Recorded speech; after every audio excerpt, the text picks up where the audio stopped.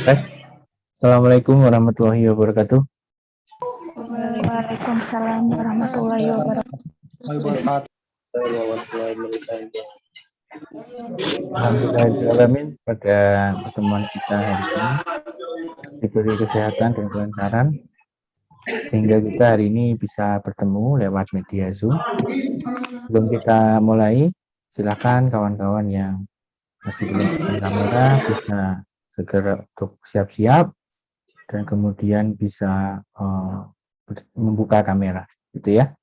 Silakan, ini ada 25 mahasiswa, nanti saya tunggu sampai hanya kurang dua orang yang bisa mengikuti kuliah ini.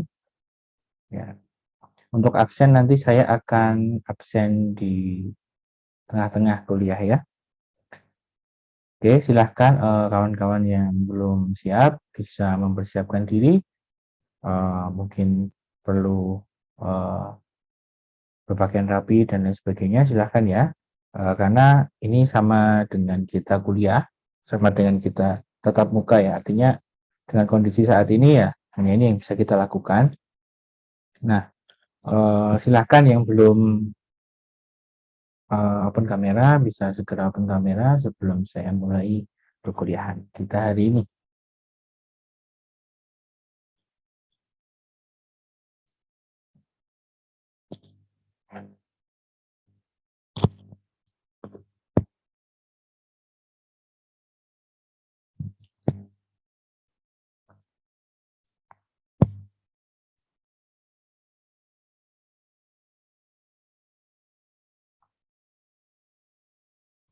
Silahkan teman-teman yang belum open kamera bisa segera open kamera ya.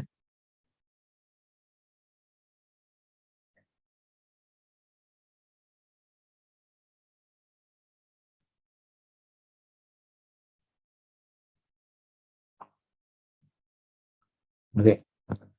Jadi sebelum kita mulai, kita berdoa dulu ya. Saya mohon salah satu dari kalian untuk memimpin doa. Silahkan. Terserah siapa.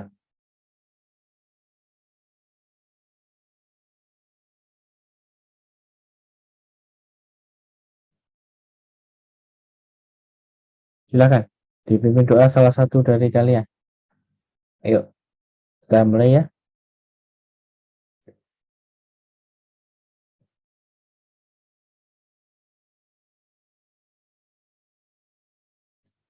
Halo, tes. Ayo, kita mulai. Silakan dipimpin doa salah satu dari kalian. Yuk.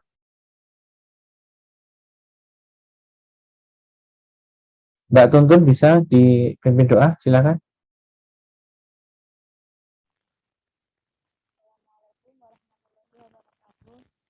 Waalaikumsalam warahmatullahi wabarakatuh. Baik, untuk memulai perkuliahan kita pada siang hari ini, marilah kita bersama-sama membaca Al-Fatihah.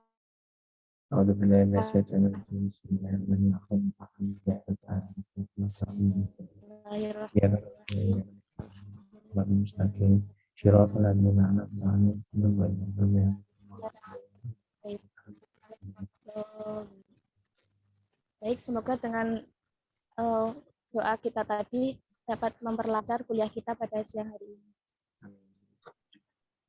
Terima kasih Mbak Tuntun. Baik, saya mulai ya. Silakan teman-teman perhatikan dengan baik kuliah ini. Ya, sebenarnya saya juga udah bosen gitu kuliah online gini. Cuman apa daya ini yang bisa kita lakukan. Insya Allah Salatiga pada minggu ini sudah masuk ke PPKM 3. Doakan semoga Salatiga bisa segera pulih dan seluruh Indonesia juga pulih sehingga kita bisa kuliah tatap muka. Oke, silahkan yang tidak berkepentingan untuk berbicara bisa di-mute dulu mikrofonnya. Ya, silahkan di-mute dulu mikrofonnya. Di kelas ini hanya 25 orang sehingga saya harap teman-teman semua bisa fokus dengan baik. Oke.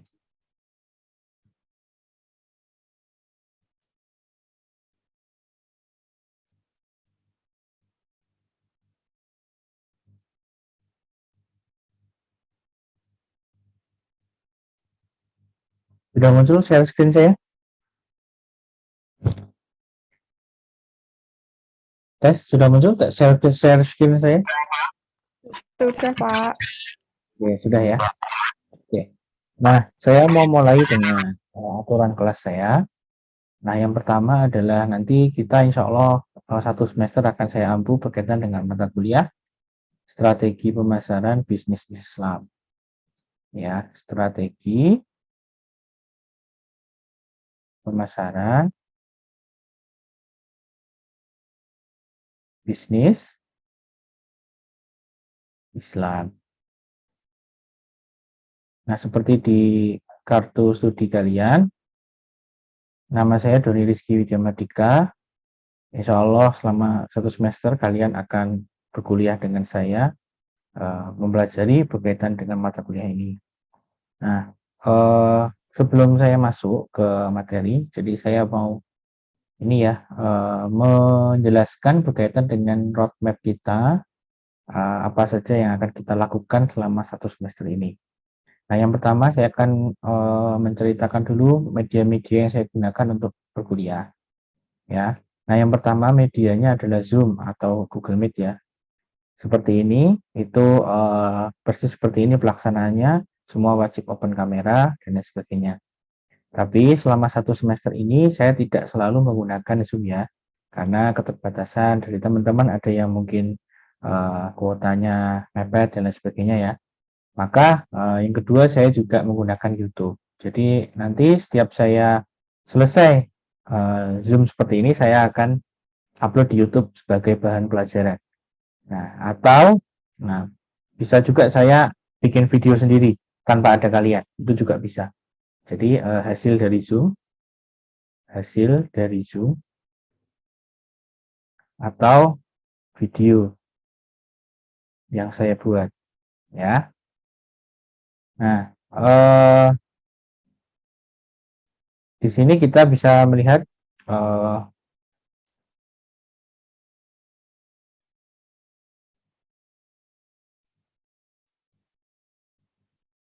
ada dua yang saya jadikan media belajar. Nah, yang ketiga yang terakhir adalah tugas. Jadi kalau tugas ini biasanya via WA ya. Jadi misalkan dalam satu minggu, misalkan minggu ketiga kita akan melakukan media belajar dengan cara WA, berarti ya kita dengan mengerjakan soal, biasanya seperti itu. Jadi saya gunakan tiga ini ya, sehingga buat teman-teman yang mungkin kuotanya mepet dan lain sebagainya, saya tetap mengerti dan saya gunakan media-media lain yang tentunya dapat meringankan teman-teman semua, gitu. Dengan harapan teman-teman masih bisa tetap belajar. Semoga bulan depan pertemuan 7 atau pertemuan ke-6 mungkin kalau sudah normal kita bisa bertemu di kelas gitu. Nah, kemudian berkaitan dengan nilai, ini tadi media belajar ya. Kalau nilai, kalau nilai ini saya menggunakan 4 kriteria. Yang pertama adalah kehadiran.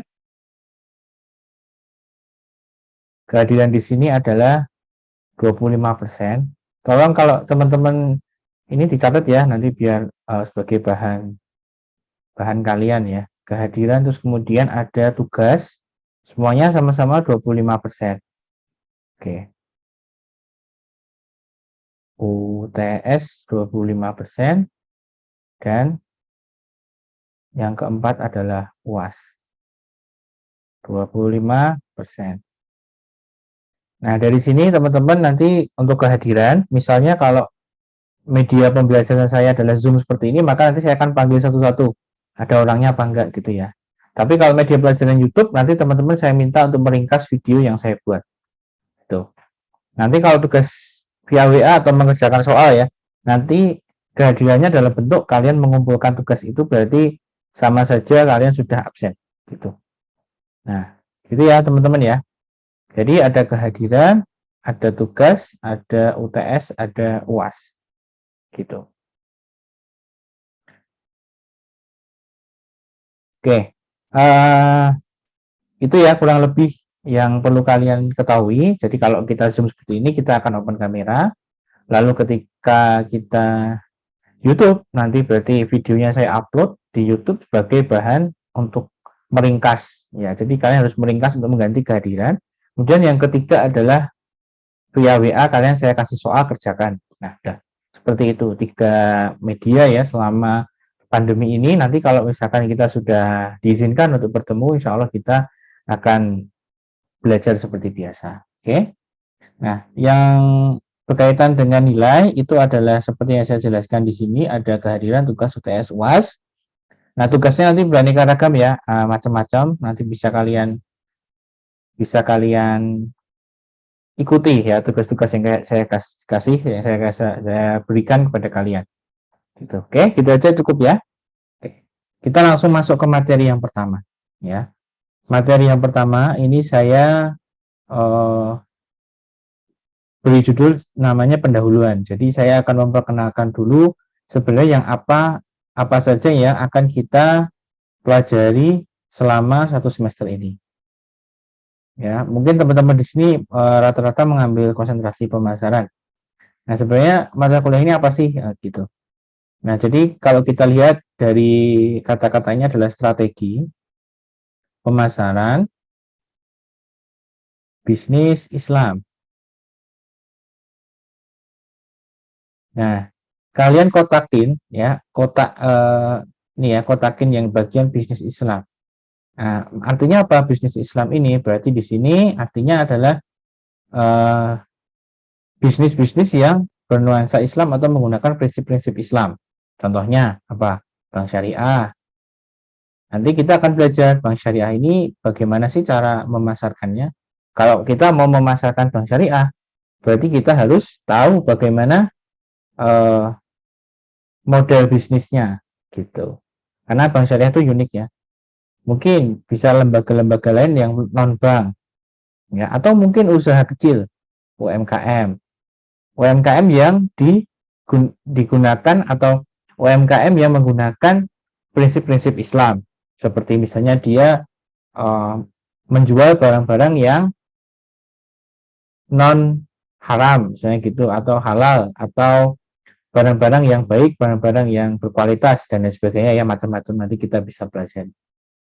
Oke, jadi penekanan saya lebih ke bisnis Islam ya, gitu. Terus kemudian di sini ada kalian kotakin lagi yang strategi pemasaran. Kalau strategi pemasaran berarti kita mempelajari berkaitan dengan ilmu-ilmu atau materi-materi yang ada di dalam manajemen pemasaran. Nah, gabungan dari keduanya menghasilkan mata kuliah ini. Gitu. Itu ya teman-teman ya. Jadi gabungan dari keduanya ini dia akan menghasilkan mata kuliah ini gitu. Ya. Jadi kita akan mempelajari lembaga-lembaganya dulu nih, apa aja gitu ya. Model-modelnya seperti apa dan bagaimana prinsip-prinsip yang baik yang bisa digunakan. Oke.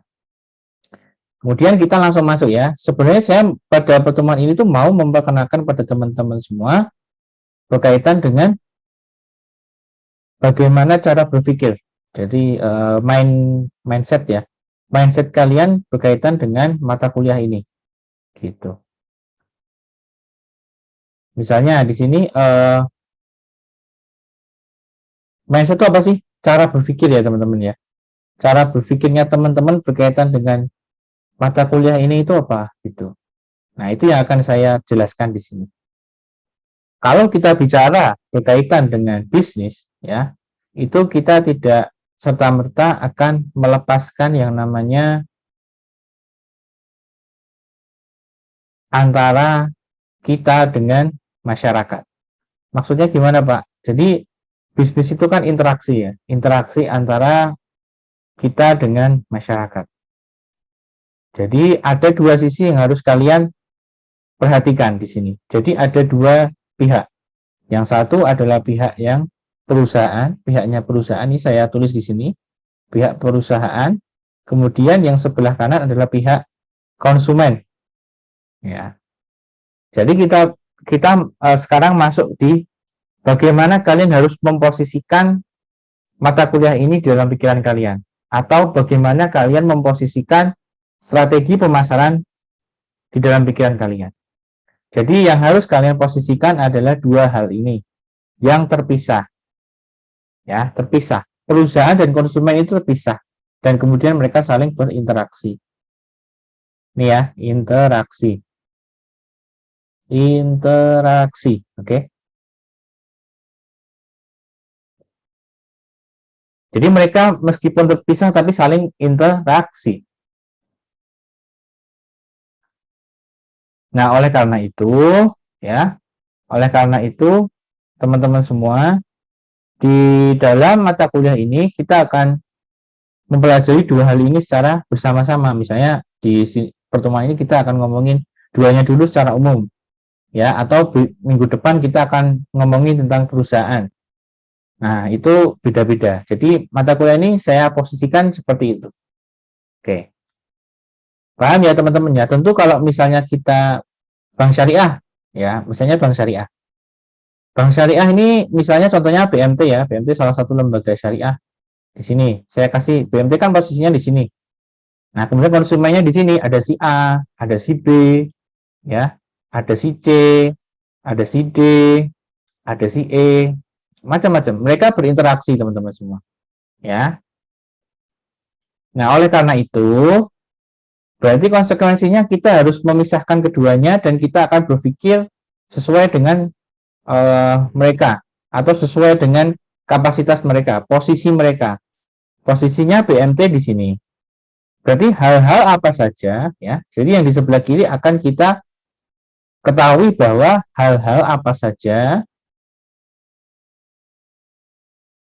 yang ditawarkan oleh perusahaan, ya. Nomor satu berarti apa? Apa yang akan kita tawarkan kepada konsumen, ya kan? Gitu. Misalnya di sini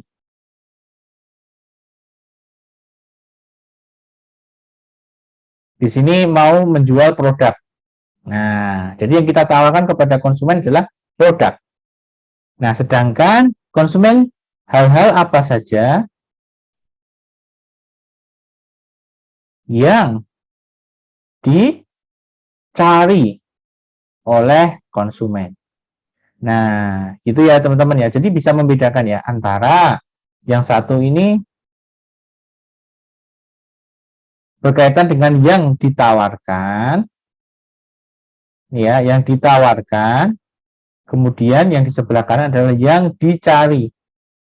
Bisa membedakan ya, yang ditawarkan dengan yang dicari, gitu. Nah, dari sini teman-teman semua bisa memahami bahwa keduanya akan saling bertemu. Yang satu menawarkan, yang satu mencari. Kalau misalkan nggak klop gimana Pak? Yang satu menawarkan A tapi nggak ada yang nyari. Itulah yang disebut nggak laku. Atau permintaannya menurun. Atau susah jualan. Kalau bahasa-bahasa kita ya, susah jualan, nggak laku. Itu berarti ada kondisi yang nggak pas antara apa yang ditawarkan dengan apa yang dicari. Itu prinsipnya. Jadi kalau kalian buka usaha, misalnya jualan apa? Baju. Pak, kok selama ini saya jualan kok nggak pernah laku-laku ya? Itu prinsipnya pasti adalah basicnya atau dasarnya adalah nggak pas atau nggak match antara yang ditawarkan dengan yang dicari oleh konsumen. Ya, pegang dulu prinsip itu. Yang ditawarkan dengan yang dicari itu nggak match.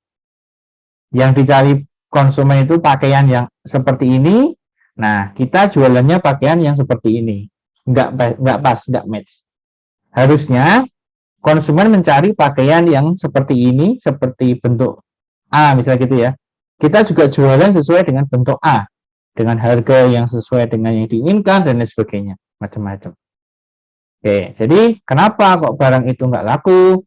Kenapa susah jualan? Nah itu karena yang pertama prinsipnya adalah nggak match atau nggak cocok, nggak sinkron antara yang dicari dengan yang ditawarkan.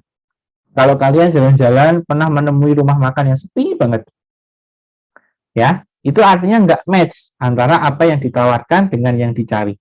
Tinggal nanti nggak match-nya itu posisinya di mana, baru nanti akan saya jelaskan. Ya, artinya dasarnya dulu adalah nggak match antara yang dicari dengan yang ditawarkan, gitu. Oke, ya. Nah, sekarang kita lebih dalam lagi masuk bahwa yang ditawarkan kan produk. Jadi pasti yang namanya sebuah perusahaan itu pasti menawarkan produk. Entah itu yang berwujud, ya, atau yang tidak berwujud. Tidak berwujud. Ya, produk yang berwujud atau tidak berwujud. Kalau berwujud berarti kita bikin apa misalnya? Kita jualan keripik itu berwujud. Kita jualan TV itu berwujud. Kita jualan minuman itu berwujud. Nah, sedangkan kalau tidak berwujud seperti apa? BMT, seperti itu, jasa ya, atau bank, kita bikin bank, apalagi, dan lain sebagainya, macam-macam kalian bisa lihat. Nah, jadi yang dikeluarkan itu pasti bentuknya produk, dan yang dicari oleh konsumen itu adalah produk. Oke ya, saya ulangi, yang ditawarkan adalah produk. Di sini bisa berwujud atau tidak berwujud, sedangkan yang dicari juga produk. Jadi mereka berinteraksi dalam produk. Jadi kalau ada kasus bahwa kok bisnis itu tidak laku atau susah jualan, pasti masalahnya adalah di produknya. Gitu. Nah, nanti masalahnya apa saja kita akan uraikan ya ke depan. Artinya yang ditawarkan dan yang dicari itu sama-sama berada pada satu hal, yaitu produk, entah itu jasa, entah itu berwujud atau produk berwujud ya, gula, teh, kopi itu berwujud, nggak match gitu. Nah, apa saja sebenarnya yang tidak berwujud? Nah, kita bisa lihat di sini. Sorry, bukan apa saja yang berwujud ya, apa saja yang bisa membuat tidak match tadi ya, dari sisi produk. Nah, jadi kita pasti produknya. Satu, harga. Harganya cocok apa enggak? Artinya dengan kita menawarkan produk dengan kualitas dan keadaan seperti itu, apakah harganya sudah sesuai dengan yang kita tawarkan dengan harga pasarannya? Harga ini sangat ini ya teman-teman ya, sangat berpengaruh ya. Artinya kalau kita bicara tentang permintaan penawaran ya, ada namanya konsep elastisitas. Kalau teman-teman masih ingat ya, elastisitas itu kan berarti bagaimana perubahan harga itu berpengaruh terhadap pembeliannya. Misalnya beras, ya, beras dengan apa misalnya ya, pakaian. Oke. Nah, beras itu orang kalau misalnya naik mungkin 20% mungkin ya, orang akan cenderung nggak masalah gitu misalnya. Contohnya seperti itu. Atau bisa jadi pakaian naik hanya 15%, waduh kemahalan dong gitu. Nah, biasanya barang-barang seperti ini itu adalah barang-barang yang elastis ya, atau ketika dia berubah, dia akan memiliki permintaan yang berubah juga, sehingga elastisitas ini menjadi faktor yang berpengaruh gitu loh ya. Jadi kalau barang kalian itu misalnya di dekat lokasi kalian bekerja ada toko pakaian yang juga laris gitu, harganya jauh lebih murah, nah maka pasti orang akan lihat toko yang satunya. Jadi sebenarnya elastisitas itu mengajarkan kepada kita ya, mengajarkan pada kita bahwa harga itu kita harus memilih, harga itu kita harus melakukan yang namanya keunggulan kompetitif. Mungkin kalian pernah dengar ya, keunggulan kompetitif ya. Jadi nggak usah dihafalin elastisitasnya, itu pelajaran semester 1 dulu ya. Yang penting sekarang teman-teman tahu bahwa elastisitas itu berarti kita harus menerapkan keunggulan kompetitif. Artinya harga yang kita tawarkan itu kompetitif teman-teman. Harga pakaian dengan kualitas seperti ini, harganya sekian, ya. Yang pesaing juga sekian. Meskipun kita sedikit lebih mahal, tapi kalau kita bisa berani memainkan kualitas, berani memainkan itu maksudnya meningkatkan ya, meningkatkan kualitas, meningkatkan pelayanan dan lain sebagainya, mungkin kita bisa memenangkan persaingan. Tapi kalau harganya sudah sangat jauh, ya, maka itu bisa menjadi apa? Membuat kita menjadi sulit untuk berkembang atau sulit untuk mendapatkan penjualan yang lebih tinggi. Nah, oke ya, gitu. Jadi saya ulangi bahwa harga itu membuat kita berpikir berkaitan dengan keunggulan kompetitif. Kalau harganya terlalu jauh, elastisitasnya atau perubahannya terlalu jauh, lebih mahal jauh, maka kita bisa jadi kehilangan konsumen. Tapi sebaiknya kalau mungkin harga dari barang kita itu masih bersaing, artinya bisa ditolerir lah, selisih 500, selisih 1000, kita bisa bermain. Artinya kita bisa meningkatkan desain pakaian yang lebih bagus, kualitas yang lebih baik, dan lain sebagainya.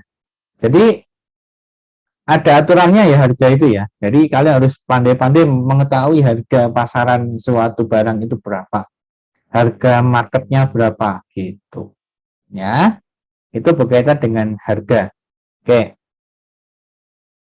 Lalu yang kedua, apa? Berkaitan dengan apa misalnya? Lokasi. Nah, lokasi juga bisa. Kok bisa lokasi? Bagaimana? Apa yang bisa kita pelajari dari sebuah lokasi? Nah, sebuah lokasi itu mengajarkan kepada kita bahwa kalau kita punya toko, kan sekarang toko dibagi dua ya, ada online, ada offline. Ya. Nah, kalau offline, berarti kan kita hanya membuka toko di suatu lokasi. Nah, yang ini itu terikat pada lokasi. Ya, terikat lokasi artinya kita harus tahu bagaimana permintaan barang di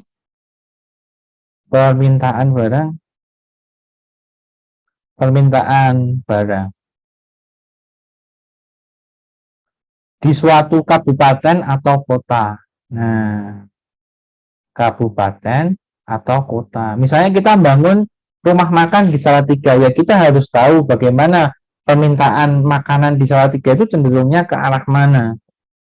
Jadi segala sesuatu yang kita mau mulai untuk bisnis itu kita pasti harus melakukan riset dulu, penelitian dulu ya. Apa yang harus kita perhatikan? Salah satunya adalah permintaan di lokasi kita jualan. Nah, nanti kalau online beda lagi ya. Kalau online beda lagi. Jadi kalau yang di offline berarti kita bicara berkaitan dengan permintaan barang di suatu kabupaten atau kota. Kan setiap kabupaten atau kota itu punya kecenderungannya masing-masing ya. Sekarang saya tanya ke kalian, di Salatiga ada nggak dealer mobil Mercedes-Benz? Nggak ada kan? Kenapa nggak ada? Ya karena permintaan masyarakat Salatiga tidak ke situ untuk mobil. Ya, meskipun itu mobil sudah sangat terkenal, tapi itu dianggap sebagai mobil mewah dan tidak banyak permintaan di sana. Kalau di Semarang ada, tapi di Salatiga dianggap terlalu pelosok dalam tanda kutip ya, gitu. Sehingga cenderungnya adalah mobil-mobil yang umum seperti Toyota, Daihatsu, Suzuki, Honda, Nissan dan lain sebagainya, gitu. Nah, jadi kecenderungan suatu masyarakat kita harus lihat kecenderungannya itu pembeliannya di apa, di barang apa, gitu loh. Bisa di barang A, bisa di barang B, bisa di barang C, kan gitu. Nah, untuk itu kita harus melakukan riset, teman-teman semua. Kita harus melihat bagaimana bagaimana masyarakat mereka itu berinteraksi dengan cara membeli. Oh, Salatiga itu yang laris adalah misalnya mie gacoan. Udah pernah makan mie gacoan? Mantau-mantau gini kalau sudah. Kalau enggak gini. Ini saya bisa lihat kalian loh. Gini atau gini.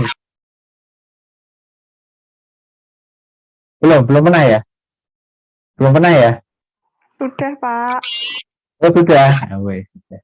Nah, itu kan rame banget. Nah, kenapa kok bisa ke situ? Nah, kan gitu. Itu contoh saja ya, teman-teman ya. Contoh saja. Ya. Nah, nanti kita mau bikin rumah makan di Salatiga juga. Nah, kita mau bikin apa ini? Jadi kalau kalian mau bikin bisnis itu kalian riset dulu deh.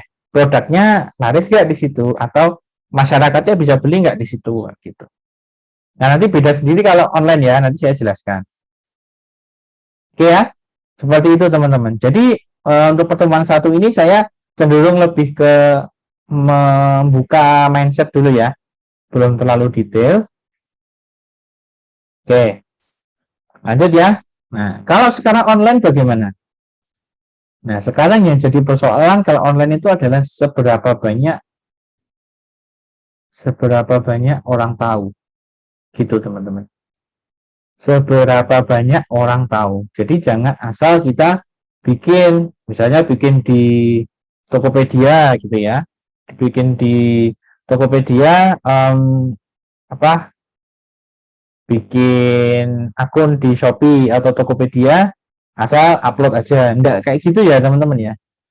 Ya boleh seperti itu boleh ya. Nah cuman teman-teman semua perlu diperhatikan bahwa yang namanya jualan online itu lebih cenderung kepada seberapa banyak orang tahu, teman-teman. Jadi bukan berarti kita harus jualan langsung upload gitu enggak ya, tapi seberapa banyak orang tahu. Kan prosesnya itu gini. Upload produk. Ya, upload produk. Nah, terus kan upload nih, kan belum tentu mereka langsung tahu gitu loh. Kan mungkin harga kita bagus, harga kita kompetitif, kualitas kita bagus. Tapi kalau orang nggak tahu ya gimana? Nggak akan ada orang yang bisa beli. Orang itu mau beli itu kan pasti harus tahu dulu. Nah, gitu ya. Jadi soal lokasi itu beda-beda pendekatannya. Kalau kita berkaitan dengan lokasi yang offline atau kita jualan di sekitar kita, berarti berkaitan dengan bagaimana kecenderungan masyarakatnya dalam membeli. Sedangkan kalau online itu berarti bagaimana kita membuat orang tahu produk kita gitu loh. Kan beda ya pendekatannya ya. Kalau mungkin di lokasi ya yang penting kan kita match antara yang kita jual dengan yang masyarakat sekitar butuhkan, kayak mie gacoan. Mungkin saya itu nggak langsung terkena iklan dari mie gacoan, tapi kalau lewat sana kan ramai banget gitu, kenapa gitu. Jadi yang lebih diunggulkan adalah bagaimana permintaan, karakteristik permintaan dari lokasi sekitar. Oke ya. Promosi ya butuh juga promosi, artinya orang juga perlu tahu juga, tapi tidak sehebat di online. Ngerti ya teman-teman ya. Tapi kalau di online yang nomor satu itu promosi, artinya bagaimana orang itu tahu produk kita. Karena yang jualan online itu banyak sekali teman-teman, berjuta-juta, ya. Maka kita harus bisa membuat orang tahu, membuat mereka menarik perhatian mereka, sehingga kita bisa menjual barang kita dengan baik. Jadi percuma harga kita bersaing, tapi kalau orang nggak tahu. Yang lokasi juga sama, promosi juga butuh, tapi yang paling utama adalah permintaannya cocok apa enggak. Artinya kita harus riset ke lokasinya gitu. Jadi beda-beda ya pendekatannya ya. Itu kalian harus perhatikan. Tuh, strateginya seperti itu. Oke, silakan kalau ada yang ingin ditanyakan. Ini sedikit mindset dari saya ya untuk membuka pikiran kalian mengawali perkuliahan kita hari ini gitu.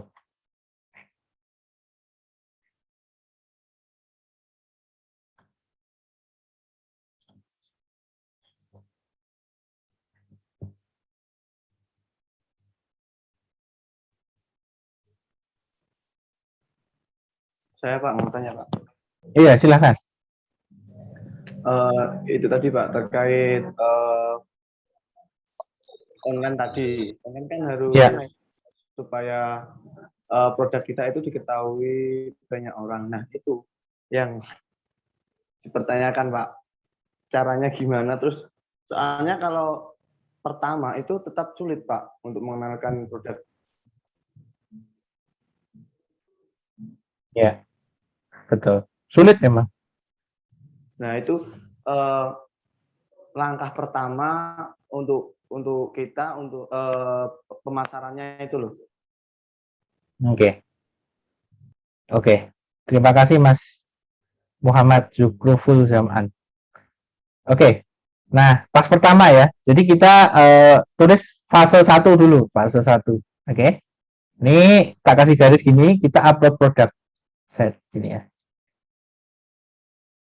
Oke. Nah, pastikan sebelum kita upload ini kita sudah yakin bahwa harga kita kompetitif. Ya. Ini kita bicara tentang online ya, harga kompetitif. Karena orang itu melihatnya di harga sama foto. Foto bagus. Ya. Ya, artinya bagus lah gitu ya. Harga kompetitif, foto bagus. Oke, dua itu kalau sudah siap, sudah matang, artinya kita harus melihat pesaing kita juga. Oh, harga kita cenderung masih bisa bersaing ya, meskipun tidak lebih murah, tapi ya selisih-selisih Rp500 nggak masalah. Nah, itu kita bisa bersaing. Pastikan itu dulu. Kalau itu nggak bisa, berarti nggak usah. Ganti lain. Itu dulu ya. Oke, nah sekarang kita bisa memanfaatkan yang namanya pasti iklan. Nah, iklan itu kan ada yang berbayar, ada yang gratis. Ya. Kalau di marketplace itu kan ada ya, kalau kita klik di Tokopedia kan ada Shopee ya. Shopee itu bisa ada menu namanya naikkan produk. Itu mungkin kalau teman-teman yang sudah pernah jualan di Shopee, tinggal klik naikkan produk, nanti produknya akan naik. Oke, nah gitu. Itu bisa kita lakukan dengan cara seperti itu. Ini gratis ya. Yang kedua adalah berbayar. Nah, kalau berbayar ini teman-teman tentu kita ada dua, misalnya kita pakai kalau kita lihat kenyataan ya ada yang pakai artis gitu, ada yang jasa artis, ada yang non artis. Kalau Instagram kan juga ada, Instagram itu kan juga ada yang berbayar, iklan berbayar. Instagram, Facebook juga ada yang berbayar ya. Nah, itu sebagai contohnya. Jadi iklan ini pasti kita lakukan ya. Nah, ini yang pertama. Ya, iklan di medsos maksud saya ya, iklan di Shopee, Tokopedia dan sebagainya gitu. Nah, lalu yang kedua, kita juga bisa memanfaatkan komunitas kita. Jadi jualan online itu nggak harus di orang yang kita nggak kenal. Kalau kita ngomongin iklan tadi kan berarti kita orangnya nggak kenal ya. Tapi ada loh saudara-saudara kita yang hanya jualan ke temennya bisa. Jadi kita cuma nawarin ke orang nih, namanya direct selling ya. Direct selling. Direct selling itu langsung dijual ke orang langsung. Enggak kayak kalau iklan tadi kan langsung muncul di atas gitu ya. Tinggal nanti siapa yang lihat. Kan gitu. Tapi yang kedua direct selling, kita langsung iklan nih ke si A. Langsung kita chat, kita kenal misalnya gitu. Ya. Kita kenal nih misalnya sama orang si A gitu, namanya A. Kamu beli dong produk saya nih, saya nawarin produk ini lebih murah daripada di marketplace ya, harganya bersaing lah gitu, tapi kualitasnya lebih bagus gitu, ada mereknya A atau B. Nanti di pertemuan minggu depan saya jelaskan tentang brand ya, itu beda lagi nanti, atau merek. Nah, itu nanti juga bisa jadi sebuah cara gitu untuk kita berjualan. Jadi nggak harus dengan cara iklan tadi, itu hanya salah satu jalan. Tinggal mana yang kena gitu loh. Kan kita tuh jualan tuh kan lihat mana yang kena. Apalagi kita mahasiswa, nah kita pastikan uangnya juga mepet untuk budget iklan dan lain sebagainya. Jangan kecewa, kita tetap bisa menggunakan teman-teman kita atau kolega-kolega kita. Teman-teman kan pasti punya teman banyak banget. Ya, artinya kita bisa promo ke mereka, tawarin ke mereka. Itu direct selling. Artinya kalau direct selling kan kita nggak harus nggak harus iklan dengan modal yang besar gitu loh, tapi kita pelan-pelan satu-satu, memang harus ini ya, satu-satu gitu. Oke. Nah terima kasih Mas Muhammad, ini saya jadi teringat ya. Nah, jadi ada satu tugas untuk teman-teman ya berkaitan dengan direct selling. Ini tugasnya seru banget nih. Kalian tolong tulis jumlah orang yang kalian kenal. Jumlah orang yang kalian kenal. 1. Oke. 1 dari WA. Artinya di WA itu berapa kontak kalian. Ya. Tulis aja jumlahnya ya, bukan orangnya ya. Jumlahnya berapa? WA. Oke, WA dulu ya. Nanti silakan dikumpulkan minggu depan. Oke. Yang kedua, apa lagi? Instagram. Jumlahnya berapa yang follow kalian? Yang follow ya. Yang follow berapa? WA berapa? Ya. Ini tugas loh ya, tugas. Nanti dihitung. Kita akan mengetahui sebenarnya kalian tuh punya potensi apa enggak, ya? Berapa jumlahnya? Kalau jumlahnya itu beribu-ribu, ya enggak usah terlalu ke iklan marketplace. Kita jual ke mereka aja. Nanti kita lihat ya. Kita lihat. IG follow, yang follow kalian berapa, ya? Sekarang Facebook. Facebook itu teman kalian berapa? Ya, kalau kalian nggak punya ya udah strap aja gitu ya. Kalau nggak punya. Terus yang keempat apalagi? Twitter ya mungkin kalau ada ya, tapi jarang-jarang mungkin sekarang. Teman Twitter kalian berapa? Oke. Tulis ya nanti ya. Yang keempat, yang kelima adalah ini. Tolong tulis jumlah orang yang lewat depan rumah kalian ya. Lewat depan rumah setiap 1 jam. Jadi ambil nih misalkan sekarang jam 2 nanti ya, jam 2 nanti kalian di depan rumah, lihat aja berapa orang lewat gitu.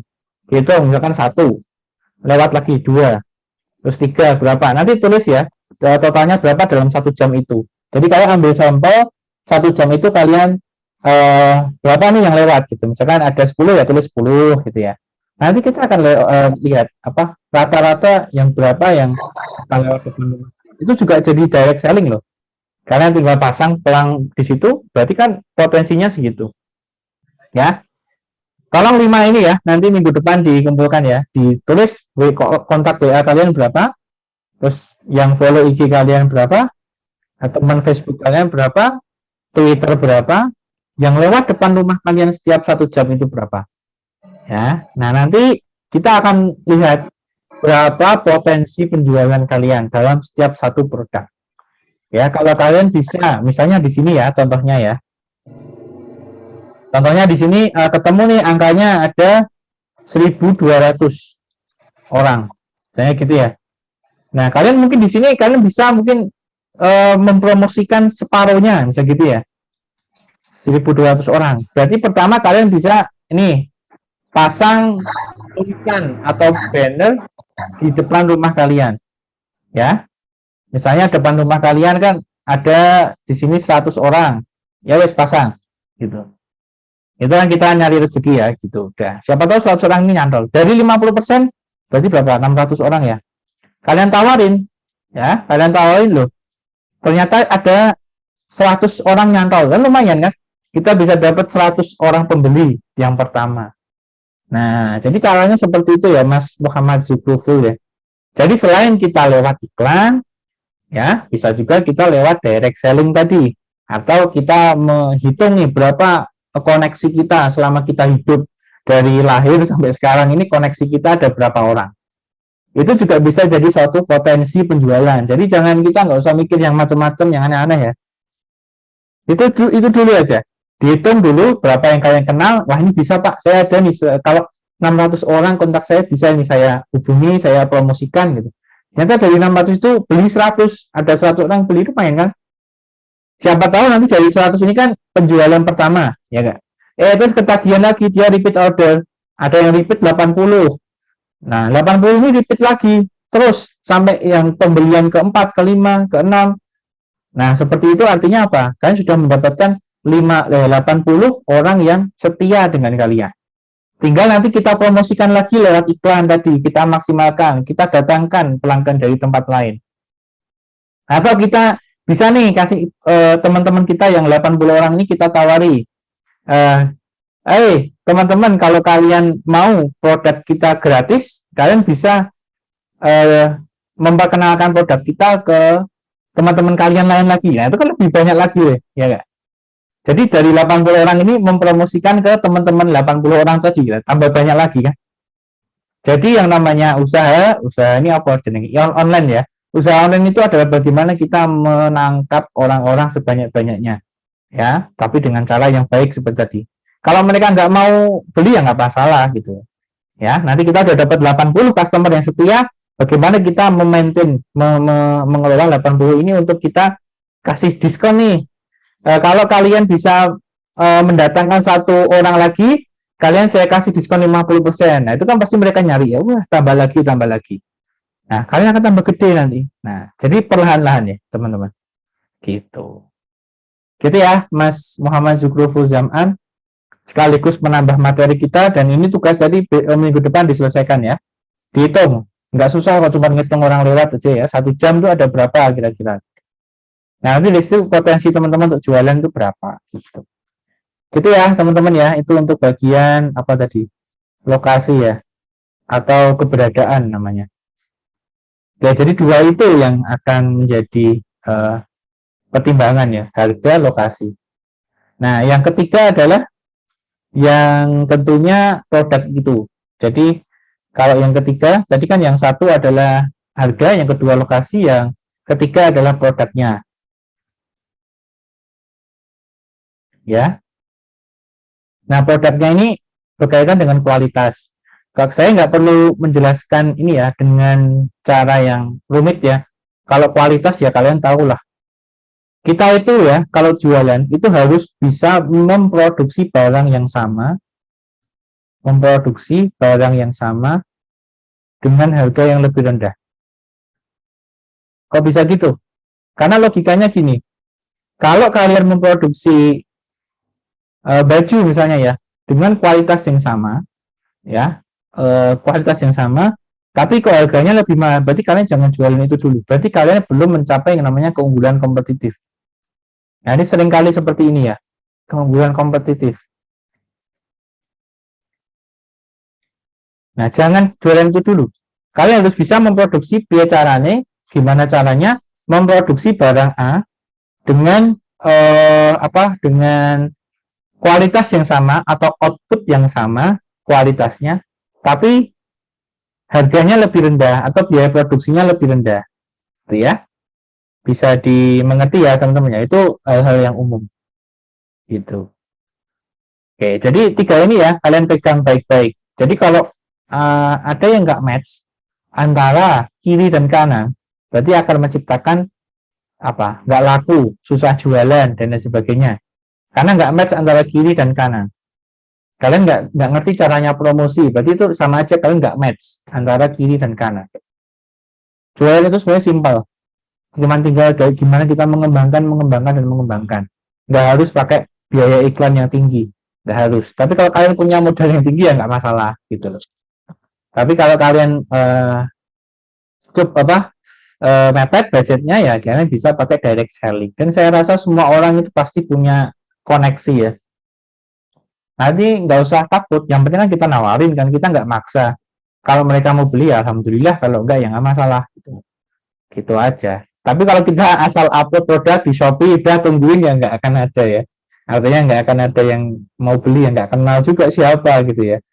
Jadi itu pelan-pelan kalian bisa tingkatkan orang-orang yang berinteraksi dengan kalian gitu. Oke, ada lagi yang mau ditanyakan teman-teman? Ya. Jadi mata kuliahnya seperti ini ya kurang lebih ya teman-teman. Nah, kalau cara-cara Islam, ya tentunya kalau cara-cara Islam kalian juga pernah belajar ya. Nah, berkaitan dengan riba, berkaitan dengan maisir, dan lain sebagainya. Ke barang-barang di bisnis itu kan banyak banget ya. Nah, kalian harus jualan yang memang benar-benar barang yang bermanfaat buat masyarakat umum. Misalnya makanan, jualan televisi, jualan apa. Itu kan ada gunanya gitu loh. Nah, kadang yang nggak boleh itu, yang nggak baik adalah ya kita jualan barang-barang yang masih dilarang atau mungkin dilarang oleh agama dan tidak bermanfaat dan lain sebagainya. Nah, seperti itu. Atau masih abu-abu dan lain sebagainya. Kalian pasti tahu lah, itu nggak usah dibicarain ya. Tapi sekarang bagaimana kita di dalam kondisi yang normal atau kondisi yang halal ini kita bisa mendapatkan penjualan yang bagus gitu loh. Ya, saya berprinsip kalian pasti jualan halal ya, barang-barang yang halal. Nah, sekarang bagaimana barang yang halal itu kita maksimalkan penjualannya gitu loh, bagus, konsisten, ya, dan terus berkembang dan lain sebagainya gitu. Ya, oke. Dicatat tadi tugasnya, jangan lupa ya, minggu depan kita akan bahas itu, sangat seru ya. Jadi kita bisa tahu nih, oh teman-teman punya teman banyak banget, ada 1000 orang ya, kenapa nggak dimanfaatkan gitu loh. Cobalah dimanfaatkan, dikenalkan produknya, apapun lah kenalkan aja ya. Mau kalian itu reseller atau mau kalian produksi sendiri silahkan, mau bikin brand sendiri ya. Nah, itu kan bisa kalian manfaatkan gitu loh. Kalau nyantol-nyantol 50 lumayan dapat 50. Tambah lagi bulan depan coba kasih promo ke mereka, kasih diskon. Ini 5% loh diskon. Atau ajak temenmu satu nanti bisa gratis barang satu gitu misalnya. Ya memang pendekatannya seperti itu ya kalau kita mau dengan biaya yang sangat terbatas, tapi insya Allah kalau telaten itu bisa mendatangkan hasil yang maksimal gitu. Oke, ada yang mau ditanyakan teman-teman silahkan ya.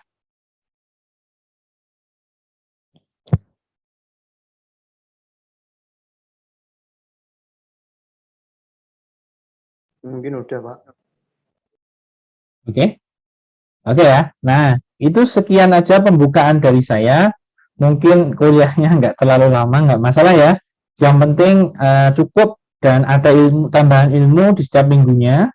Nah, insya Allah minggu depan kita akan kuliah via YouTube. Artinya saya akan upload video, kemudian kalian pelajari videonya di situ.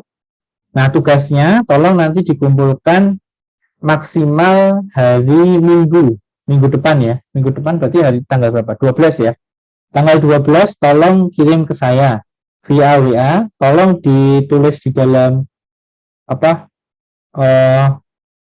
kertas atau apalah terserah, mau diketik boleh, ditulis tangan boleh, kirimkan filenya lewat WA ya. Langsung aja upload di grup gitu ya. Misalkan Microsoft Word, upload di situ udah selesai gitu ya. Atau tulis tangan ya udah, tulis tangan, foto, masukkan, selesai. Yang saya pengen tahu itu jumlahnya ya. Nah, nanti di pertemuan selanjutnya, kalau kita ada kesempatan untuk Zoom lagi seperti ini, maka saya akan umumkan nih, wah, berapa teman-teman potensinya. Potensi yang bisa jadi target marketing kalian. Gitu. Ya. Oke, kalau tidak ada pertanyaan, saya rasa cukup sampai sekian. Ini pertemuan ini saya akan upload di YouTube, nanti bisa dipelajari lagi. Terima kasih ya teman-teman. Kita baca doa kafaratul majelis. Subhanakallahumma wa bihamdika asyhadu an la ilaha illa anta astaghfiruka wa atubu ilaik. Assalamualaikum warahmatullahi wabarakatuh. Waalaikumsalam warahmatullahi wabarakatuh. wabarakatuh.